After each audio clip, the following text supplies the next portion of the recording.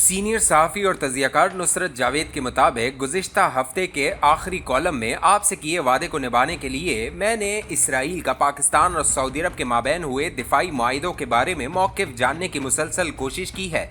वहाँ के जिन सियासी तबसरा निगारों का मैं सोशल मीडिया की बदौलत पीछा करता हूँ, मज़कूरा मुआहिदे की बाबत मगर गाफिल महसूस हुए। अमरीका और यूरोपीय मीडिया के चंद नुमाया अफराद इसराइली हुकूमत से बराह रास्त राब्तों के बावजूद पाक सऊदी मुआहिदे के तनाजुर में कोई तबसरा हासिल नहीं कर पाए हैं। जो खामोशी दरियाफ्त हुई है यह नतीजा अक्स करने को मजबूर कर रही है कि नेतन्याहू इस मुआहिदे की बाबत पहले से बाखबर था। हमारे साथ हुए मुआहिदे ने अगर मौसूफ को ही चौकन्ना ही नहीं किया और परेशान भी नहीं किया, ये दावा करने की वजह वो कलमात हैं जो इसराइली वज़ीर आज़म ने गुज़िश्ता हफ्ते के आगाज़ में पाक सऊदी मुआहिदे बरसरे आम होने से कबल 2 बार अदा किए हैं। अमरीकी वज़ीर ख़ारजा के इसराइल में क़याम के दौरान इसने कतर में वहाँ की हुकूमत की दावत पर आए एच के रहनुमाओं को मिसाइल बेचकर शहीद करने का सीना फैलाकर दिफा किया। ये कहते हुए अमेरिका को 9/11 के बाद अफगानिस्तान पर मुसल्लत करदा जंग याद दिलाने के अलावा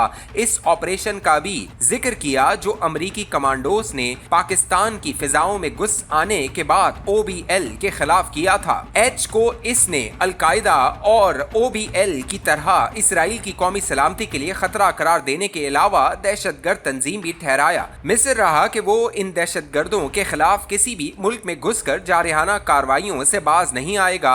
OBL के हवाले से इसकी जबान से पाकिस्तान का जिक्र मेरी दानिश में ये पैगाम देना था कि अगर सऊदी अरब अपने तहफ़्फ़ुज़ के लिए किसी और मुल्क यानी पाकिस्तान के साथ दोस्ताना मुआहिदा करेगा तो वो मोतरज़ नहीं होगा। नेतन्याहू की पाक सऊदी मुआहिदे के बारे में इख्तियार करदा खामोशी ने मुझे रवां बरस के इब्तदाई दिनों में लिखे अपने ही एक कॉलम की याद दिलाई है। बदकिस्मती से मुझे अपने लिखे कॉलमों का रिकॉर्ड रखने की आदत नहीं। रिपोर्टिंग से कॉलम निगारी में रिस्क की मजबूरी की वजह से दर आए कलम घसीट को अपने लिखे के बारे में हमेशा हम कहाँ के दाना थे वाला सवाल तंग करता रहता है। जहन पर जोर दिया तो याद आया कि वो कॉलम मशहूर अमरीकी अखबार नवेस बॉब वुडवर्ड की लिखी किताब दी वॉर में शाया हुए एक इंकशाफ पर मबनी था। मज़कूरा किताब 2024 में शाया हुई थी। इसके बाब 56 में अमेरिका के एक मशहूर सेनेटर लिंडसे ग्राहम की सऊदी प्रिंस MBS से मुलाकात का जिक्र है। मज़कूरा मुलाकात के दौरान लिंडसे ग्राहम सऊदी प्रिंस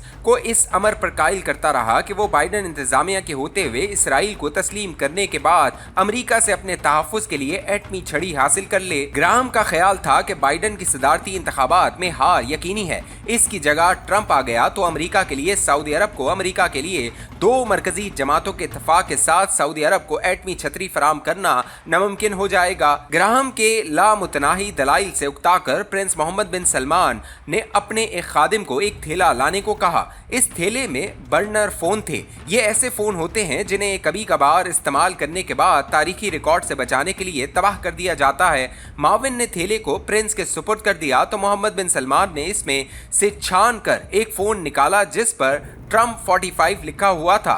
इस फोन को स्पीकर पर रखकर प्रिंस ने ट्रंप से गुफ्तगू के लिए बटन दबाया। ट्रंप ने जल्द ही फोन उठा लिया तो प्रिंस ने हंसते हुए इसका हाल पूछने के बाद इसे खबर दी कि लिंडसे ग्राहम इसके साथ बैठा है। खुर्राट ट्रंप ने फिल फॉर प्रिंस को याद दिलाया कि लिंडसे एक ग्रेट अजीब और गरीब आदमी है। ये तुम्हारे सख्त खिलाफ रहा है और चाहता था कि मैं तुम्हारे इक़्तिदार के खात्मे को मुतहरिक हो जाऊं। ग्राहम ने शर्मिंदा होकर फौरन ट्रंप के दावे की तस्दीक की मगर इस वजाहत के साथ कि ट्रंप की सोच MBS के हवाले से दुरुस्त थी और मैं गलत था। 4 अक्टूबर 2018 में इसी सेनेटर लिंडसे ग्राहम ने ट्रंप के फोकस एंड फ्रेंड नामी प्रोग्राम में ये दावा भी किया था कि जब तक मोहम्मद बिन सलमान सऊदी अरब में बरसर इक़्तिदार रहेंगे वो इस मुल्क का कभी दौरा नहीं करेगा। मज़कूरा भड़क लगाने के बावजूद मगर 2024 के मार्च में वो 5वीं बार सऊदी अरब आकर मोहम्मद बिन सलमान से मिल रहा था। ट्रंप के हाथों बेनकाब हो जाने के बाद लिंडसे ग्राहम निहायत डिटाई से मोहम्मद बिन सलमान को कायल करता रहा। 7 अक्टूबर 2023 में इसराइल की सरजमीन पर एच के हमले के बाद नेतन्याहू बहुत जारहाना रवैया इख्तियार कर चुका है। बेहतर होगा कि सऊदी अरब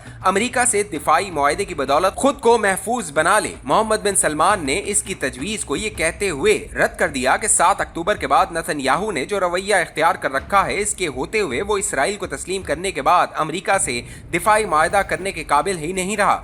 इसके जवाब में सऊदी अरब के फैसला साज शहजादे ने शिद्दत से ग्राहम को एहसास दिलाने की कोशिश की कि अरब अवाम की अक्सरियत गजा के बारे में बहुत फिक्रमंद है और वो इसकी फिक्र को नजरअंदाज करने का मुतहम्मिल नहीं हो सकता। लिंडसी ग्राहम मगर अपनी तजवीज़ पर डटा रहा और बातों बातों में ये इत्तला भी दी कि अमेरिका से मुआहदे के बाद सऊदी अरब को अपने मुखालिफिन से महफूज रहने के लिए एटमी छतरी या तहफ़्फ़ुज़ मिलना भी यकीनी हो जाएगा। लिंडसी ग्राहम जब एटमी छतरी की गाजर को मुसलसल लहराता रहा तो प्रिंस मोहम्मद ने उकता कर इसे ये कहते हुए चुप करवा दिया कि अगर सऊदी अरब को अपने तहफ़्फ़ुज़ के लिए वाक़अतन यूरेनियम या एटमी असले की ज़रूरत पड़ी तो वो पाकिस्तान से रुजू करने को तरजीह देगा। मुझे यकीन है कि बॉब वुडवर्ड की किताब छपने के चंद ही दिन बाद नेतन्याहू ने इसे मेरे पढ़ने से कई हफ्ते कबल ही पढ़ लिया होगा। वो किताब पढ़ने के बाद निकम्मा तरीन सियासतदान भी फिलफौर ये तय कर सकता है कि अपने दिफा को यकीनी बनाने के लिए सऊदी अरब किस मुल्क को तरजीह देगा।